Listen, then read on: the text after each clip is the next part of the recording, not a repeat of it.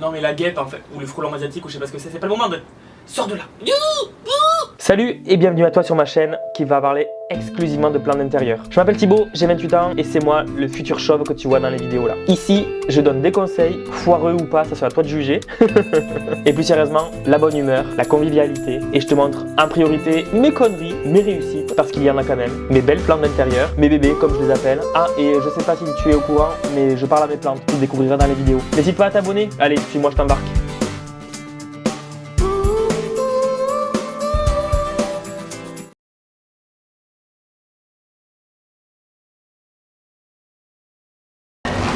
Eh bien bonjour, ça fait longtemps qu'on ne s'est pas retrouvé pour ce format, j'espère que tu vas bien depuis le temps. Alors, le format que je reprends maintenant, c'est le format Zoom ta plante. Rappelle-toi, si tu me suis depuis un petit moment, peut-être que tu t'en souviens, si jamais c'est pas le cas, abonne-toi. Pourquoi c'est pas déjà fait, je ne le comprends toujours pas. Et c'est en fait un format où je parle grosso modo 10 minutes d'une espèce de plante. Une espèce que je peux te présenter puisque je l'ai à la maison, hein, en plusieurs exemplaires si possible. Et là je vais te parler des Aeonium. Tu connais sûrement ce genre de plante, tu l'as déjà vu en jardinerie ou en voyage peut-être, dans les pays où il fait assez chaud, type Espagne, Portugal, les pays chauds quoi. Et cette plante, j'ai eu un coup de cœur qui m'est venu comme direct uppercut pour ces plantes là. J'ai eu un gros coup de cœur qui a commencé l'an dernier et en fait j'en ai parlé dans une des vidéos et une abonnée, donc Nancy, m'en a envoyé 6 ou 7 exemplaires. Une autre abonnée m'en a envoyé un autre, vous voyez. Enfin, du coup j'ai commencé avec un petit Aeonium que je te présente après et maintenant j'en ai 11 pots. Et il y a 2 pots, je pense que c'est la même variété, mais vu que c'est pas la même personne qui me l'a envoyé, je suis pas sûr. Voilà. Alors, avant de te présenter les miens, je vais te parler de quelques généralités. L'Aeonium ou chou en arbre, tu vas très vite le voir, je t'insère quelques photos rapidement. Ça ressemble à un chou, hein, la forme de la rosette en fait. C'est les origines. Alors, ça peut venir de plusieurs endroits, des îles Canaries, de Madère, du Maroc ou même de l'Éthiopie. Ça compte à peu près 90 espèces. Voilà, et des couleurs, mais des couleurs. T'en as en vert, des noirs, des rouges, des un peu bleutés, des jaunes. Enfin, t'en as qui sont acoles. Alors acole, ça veut dire que ça n'a pas de tige. Comme les primevères par exemple, tu sais, ça n'a pas de tige. T'as les fleurs qui sortent directement de la rosette. Et bien l'Aeonium, c'est un peu pareil. T'as pas forcément de tige. Et puis t'en as qui peuvent faire 2 mètres de haut. La floraison, parce que oui, ça fleurit à partir de fin d'hiver jusqu'à certaines variétés peuvent fleurir en été. Ma phrase n'était pas française du tout, mais bon, t'as compris. Petite anecdote, le genre Aeonium a été créé par Barker Webb et le naturaliste français Sabin Berthelot. Voilà, petite anecdote comme ça, j'étale la science, c'est faux, je l'ai lu il y a 10 minutes. Aion, en grec, ça signifie éternité. T'en fais ce que tu veux en soirée, si tu veux le ressortir pour étaler ta science entre plantes addictes, ça fait toujours de l'effet. En termes de culture ou d'entretien, c'est une plante grasse, donc elle a besoin de très peu d'eau.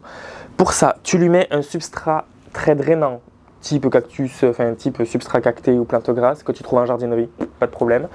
Si jamais tu veux pas t'embêter à aller acheter directement le substrat déjà tout prêt, bon je comprends pas pourquoi, mais bon c'est ton choix. Ce que tu fais, c'est que tu prends du terreau, alors horticole le mieux, hein, ou même plante fleurie à la rigueur, c'est pas très grave, auquel tu rajoutes du drainant comme du sable, débit d'argile, gravier, cailloux, tout ce que tu as pour vraiment faciliter l'écoulement de l'eau. Je te rappelle, c'est une plante grasse, donc elle n'aime pas les excès d'eau. Mais en vraiment pas du tout. Concernant l'ensoleillement plutôt, et pas la luminosité, en fonction des variétés, ça peut être soit du mi-ombre, soit du plein soleil. Le plein soleil, c'est pour les variétés très colorées. Typiquement, cette beauté. Et pour les variétés plus claires, ce sera du mi-ombre. Typiquement, cette variété. Côté multiplication, soit par semis au printemps, parce que je te rappelle que ça fleurit, même si j'ai jamais vu les floraisons encore. Et sinon, le plus simple, c'est par bouturage. Te prends pas la tête. Alors, pas de bouturage de feuilles, je suis pas sûr que ça racine avec juste une feuille, mais je sais que par tronçon, ça marche très très bien. Pour l'avoir testé, ça marche bien. Côté ravageurs ou maladies, alors j'ai surtout vu pour mes recherches de la pourriture et les ravageurs, j'ai trouvé cochenilles farineuses, toujours les mêmes, on adore, et des pucerons.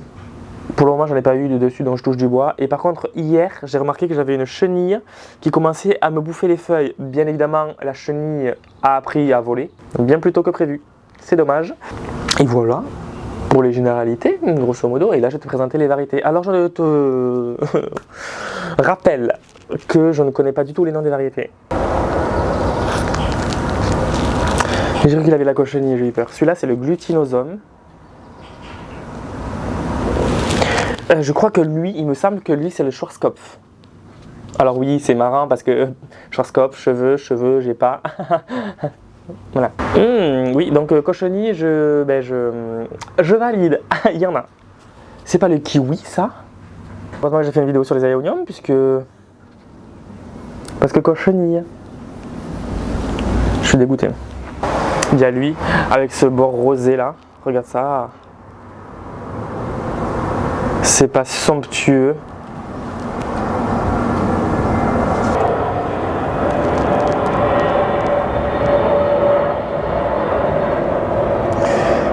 Il a un côté un petit peu saumoné, tu vois. Regarde-moi ce monstre magnifique.